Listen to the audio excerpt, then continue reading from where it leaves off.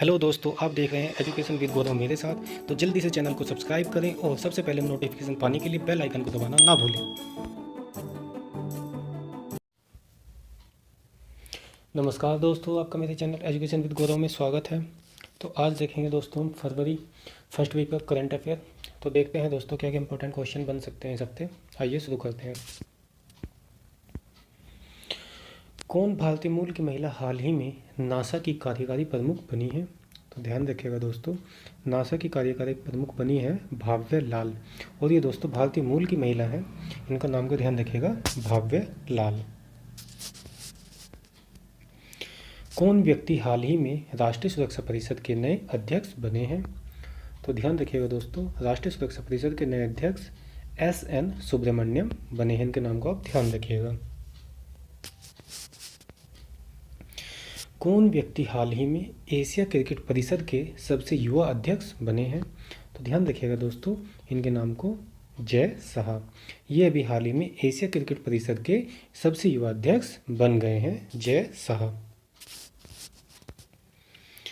हाल ही में ब्लूमबर्ग द्वारा जारी इनोवेशन इंडेक्स 2021 में भारत को कौन सा स्थान मिला है?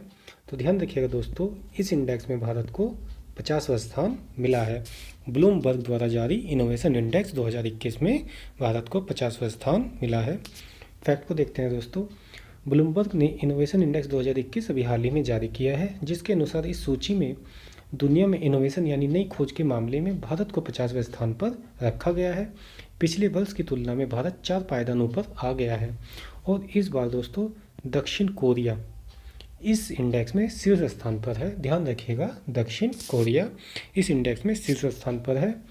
और इस बार दक्षिण कोरिया जर्मनी को पछाड़कर पहले पायदान पर पहुंचा है, जबकि जर्मनी इस बार चौथे पायदान पर है। तो दोस्तों फैक्ट को भी ध्यान रखिएगा।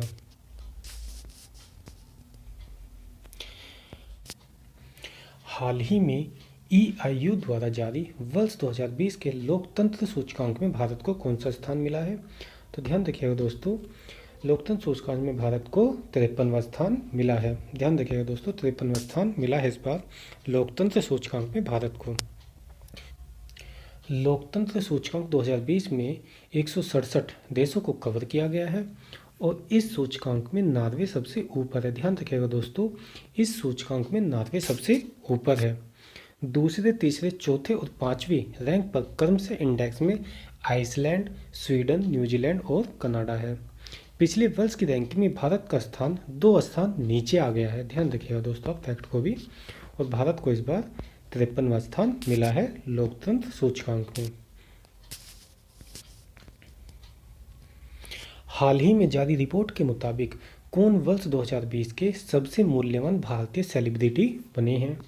तो ध्यान रखिएगा दोस्तों, वर्ष 2020 के सबसे मूल्यवान भारतीय सेलिब्रिटी विराट कोहली बन गए हैं। विराट कोहली नाम को इनके ध्यान रखिएगा।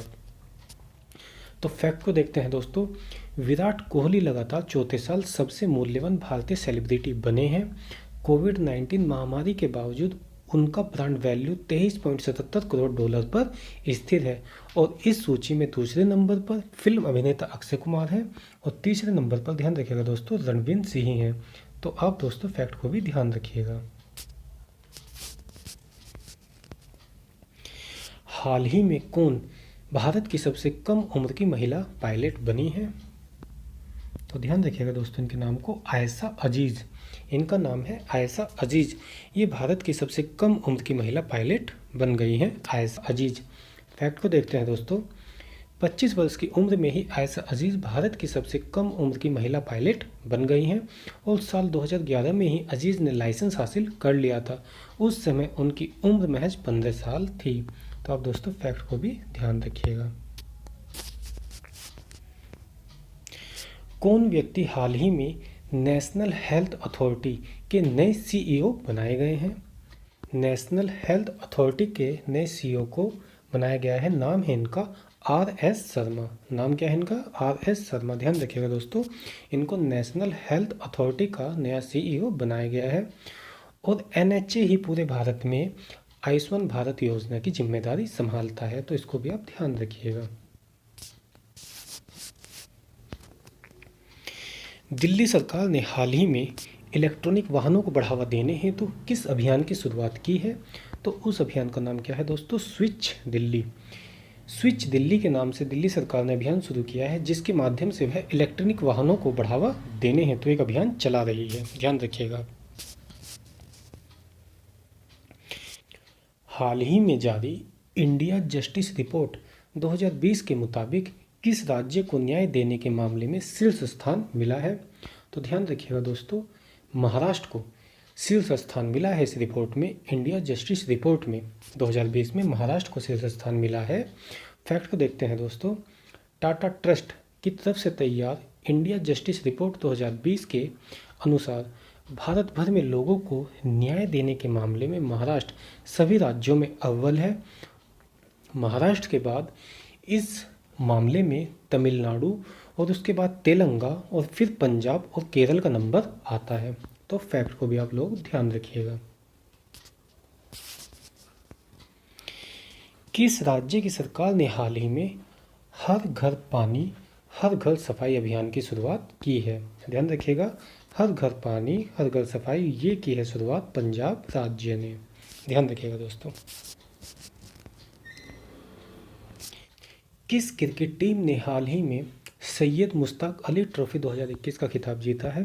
तो ध्यान रखिएगा दोस्तों, इस खिताब को जीता है तमिलनाडु ने। तमिलनाडु ने सैयद मुश्ताक अली ट्रॉफी 2021 का खिताब अपने नाम कर लिया है। हाल ही में तमिलनाडु की क्रिकेट टीम ने बड़ौदा को हराकर इस खिताब को जीता है। ध्यान रखिएगा आप दोस्तों, इन्होंने बड़ौदा को हराया है और तमिलनाडु ने इस खिताब को जीत लिया है। हाल ही में कौन सा शब्द वर्ष 2020 का ऑक्सफोर्ड हिंदी शब्द चुना गया है? तो ध्यान रखिएगा दोस्तों, आत्मनिर्भरता शब्द को चुना गया है। वर्ष 2020 का ऑक्सफोर्ड हिंदी का शब्द चुना गया है क्या? आत्मनिर्भरता। तो आप इसको ध्यान रखिएगा।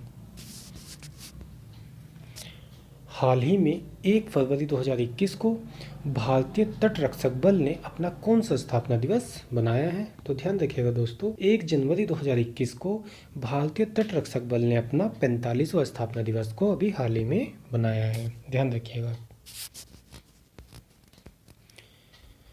हाल ही में भारतीय खिलाड़ी अशोक डिंडा ने किस खेल के सभी प्रारूपों से संन्यास लेने का ऐलान किया है? तो ध्यान रखिएगा दोस्तों, क्रिकेट से इन्होंने अभी हाल ही में संन्यास लेने का ऐलान कर दिया है। भारतीय खिलाड़ी हैं ये अशोक डिंडा। हाल ही में कौन 100वें टेस्ट मैच में दोहरा शतक लगाने वाले दुनिया के पहले क्रिकेटर बन गए हैं? तो नाम है दोस्तों इनका, ध्यान रखिएगा, इंग्लैंड के हैं ये, जो रूट। नाम क्या है इनका? जो रूट, और ये इंग्लैंड के हैं। ये भी दोस्तों हाल ही में 100वें टेस्ट मैच में दोहरा शतक लगाने वाले दुनिया के पहले क्रिकेटर बन गए हैं टेस्ट मैच में दोस्तों। ध्यान रखिएगा। फैक्ट को देखते हैं दोस्तों। हाल ही में इंग्लैंड के क्रिकेटर जो रूट दुनिया के ऐसे पहले बल्लेबाज बन गए हैं जिन्होंने अपने 100वें टेस्ट मैच में दोहरा शतक जड़ा है। इससे पहले कोई भी बल्लेबाज ऐसा नहीं कर सका है। यह कारनामा इन्होंने दोस्तों भारत और इंग्लैंड के बीच चेन्नई के एम चिदम्बरम स्टेडियम में खेले जा रहे पहले टेस्ट मैच में किया है। फैक्ट को आप ध्यान रखिएगा।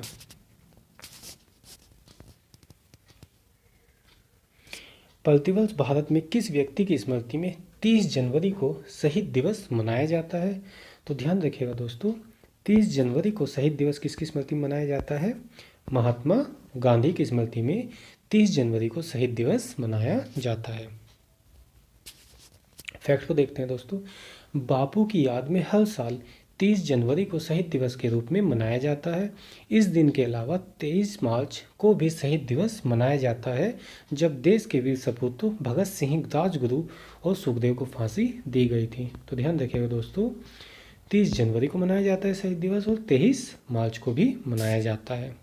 30 जनवरी को महात्मा गांधी की स्मृति में मनाया जाता है। प्रतिवर्ष विश्व कुष्ठ दिवस कब मनाया जाता है? तो ध्यान रखिएगा दोस्तों, वर्ल्ड लेप्रोसी डे 30 जनवरी को ही मनाया जाता है। वर्ल्ड लेप्रोसी डे यानी कि विश्व कुष्ठ दिवस 30 जनवरी को।